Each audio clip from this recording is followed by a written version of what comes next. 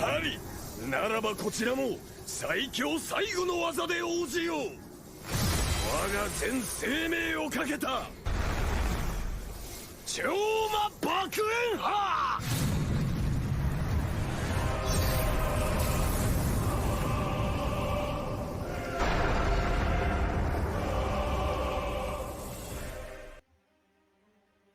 Hey everyone, so Pop is my favorite character in the Dai franchise. Hadlar is my favorite villain in the series. Choma Bakuenha Ultra Combustion Slash is his ultimate attack, which is what it says on that slide. So as a fan, I had to include some of the video clips from the original. Please bear with me with those. The picture in this slide also is an actual figure you can purchase in Japan. It's around, I think, $150. Next time you're in Japan, you might want to check it out. Disclaimer, I think a lot of information on here is safe to go out as the in-game notice has just gone out. But fair warning that everything I say is based on JP version of DQT, so it might not be exactly what we're getting over on the global. And please do like and subscribe if you haven't already. It's a tremendous help to for my motivation to do more videos like this. So Hadlar and Hym marks the third update of Dai crossover event. And together with their banner, we'll be getting some new stories, quests, and we'll also be getting 2 farmable friend points, Baran and Hadlar. So plenty to do. In terms of banner format, it's similar to the Dai banner that we just had, and it's an upgraded. You can do up to 3 paid banners, where the third one guarantees you SB Hadlar. So that's kind of really good. Also, the stamp card is very upgraded on the first page with the full confirmed S. But fair warning again that you don't get a pity at 45k. Let's get him explained quickly. I'm not going to talk too much about it. He's a Frizz attacker. He's a range 1, so range is a bit of a problem. He's got a Diamond Slime-like resistance and damage mitigation, 45 mitigation, 60% all element resistance. However, he doesn't have the status element resistance like Diamond Slime, so he has his weaknesses.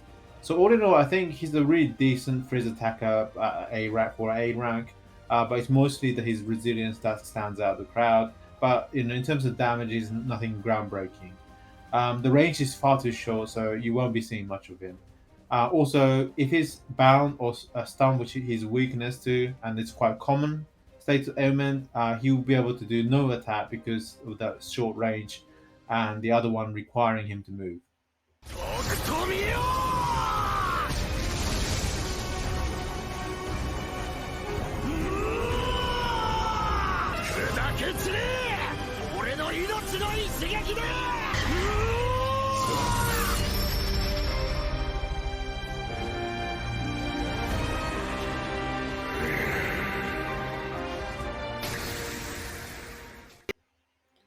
Yes, that's one of the most iconic scenes from the original series of Superior being Hadlar fighting Dai.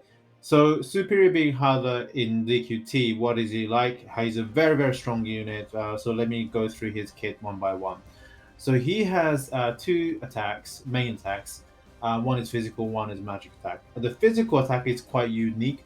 It's a dual hit where first one hits as a single target and the other one hits a bang kind of AOE.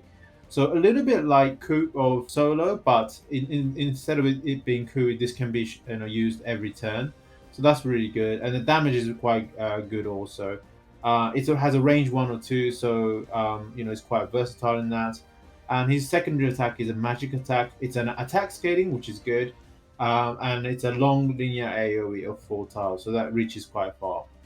And the second point that I wanted to highlight with him is that he just doesn't die. He's really resilient.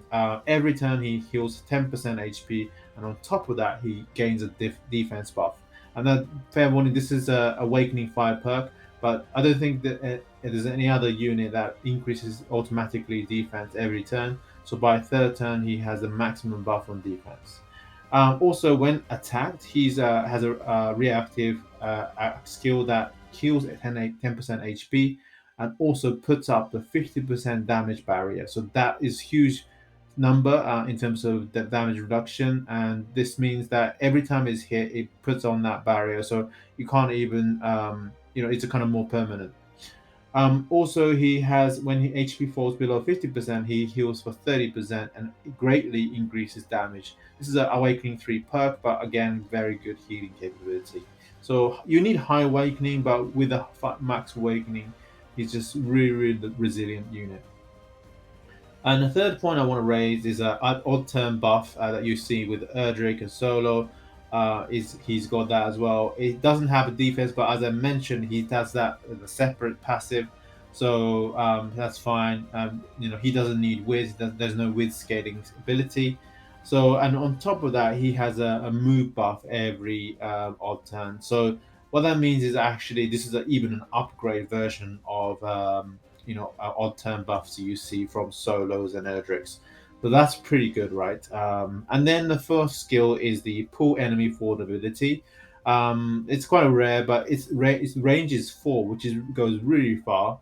Damage is still only 200%, and it moves the unit towards Hadlar 3 spaces. So that's really good utility.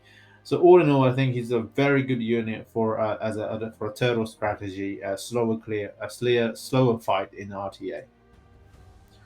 Let's look at damage though, and a fair warning, this is my calculation based on some of the calculators I've used, and it's only estimate only. But it's a turn 1 damage comparison to what I could find similar. So first of all, the Hadlar, I compared his attack against a Zenithian sword. Now you might be wondering, why would you do that?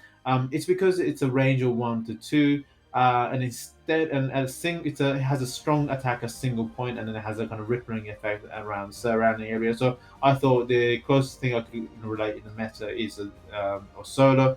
And as you can see from the chart, basically his damage is comparative to a Zenithian sword at center, and on top of that, it does AoE. Of course, Zenithian has a bit advantage of removing buffs of enemy, but I think it's a really good skill here.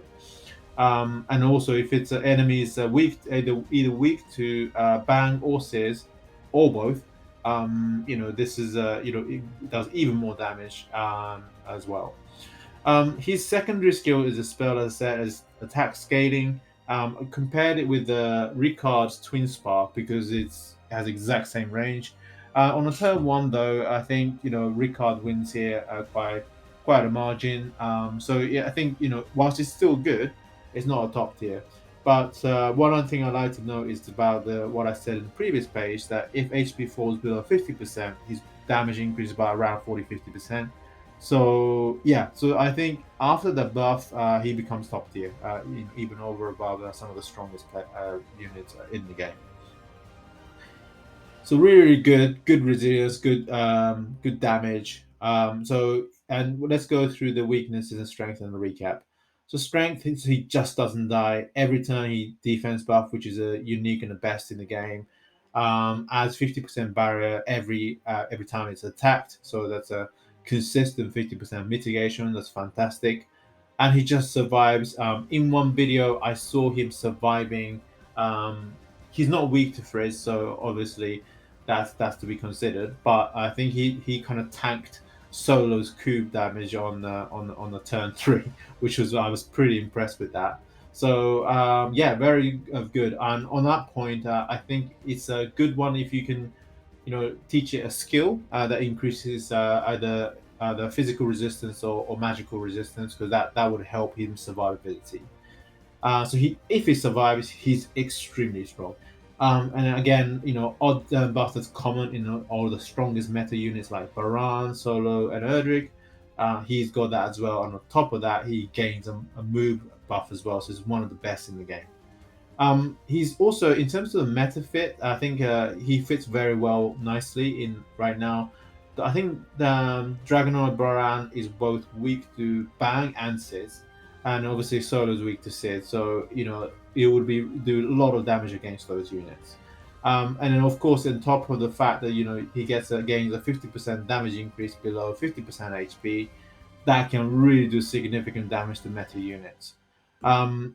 So he has to be hit. So he's kind of a more passive unit. So he's a really great unit for a turtle strategy, especially with that pulling forward effect. Now let's look at the weaknesses, because we only seen all the good things about SB Hadlar. But regarding that 50% mitigation and 10% heal passive, that's fantastic, but it's actually weak against multi-hit, because only first one will reduce by 50%. So strong multi-hit units like, I don't know, Denlong, for example, he will still do quite consistent damage against him. Also, his a skill. This skill only activates if it's attacked by enemy with an active skill. So if it's a reactive skills like follow up and counter, it won't heal, it won't create the barrier, so you become more vulnerable. Same with the buff that triggers off 50% HP. If it falls below 50% with a follow up, similar to other units, it won't trigger. So that's one thing to know. He can miss out on that barrier. Also, his starting HP is relatively low. Now, when I say relatively low, is considering things like what I mentioned, Solo, Erdrix, and so on and so forth, and Baran even. They start off with a mitigation. He doesn't, and he has a lower HP. So if you can buff up a unit that's strong against Hadlar, say for example Whoosh attack, Hadlar's weak to that. So he can be one shotted, and all these kind of barriers won't matter. So it's around barrier and how do you play against that for the opponent, and then for you, how do you ensure that you activate that barrier as soon as possible. That's the kind of how to use Hadlar. Also, he's weak to stun, and it's only one turn, so I think he's got good resistance, but that's one weakness to tackle for. Okay, so that's my video, my first impression of SB Hadlar, but let me know what you think as well in the comment. So I rated him top tier for Max Awakening, because what I hear from Japan, he's been used for consistently in RTA. But however, he needs all of those passive and the stats for him to be able to survive. So I rated him low at Awakening 1. Brings me to final thoughts about Superior being Hadlar. I think his resilience and healing capabilities are a lot stronger than one might imagine it to be. Combine that with the fact that he does decent damage, he's going to be a meta-defining unit, and that makes also a slow play a lot more viable in RTA. You know how already we're seeing a change with Solo, to be honest. But before Solo, I think it was all about rough and like Doctor Snap, and it's all about blitz and then finish the match. We already seeing slow down, but I think this SB Hadlar will further slow down the meta and make a lot of different play viable. I think in Japan, LTA was most flourishing in March when SB Hadlar was announced, because there's so many different variants of teams could be played, and playing against each other, and made like RTA really fun. So hopefully we get that same effect over here, and people start enjoying RTA more. Expect him to stay in top tier until ... I'm gonna park that for a next video or on a future video.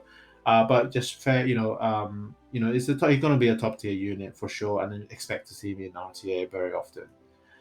That concludes my video. Thanks again for watching, and hope to see you soon. And please like and subscribe if you found this useful.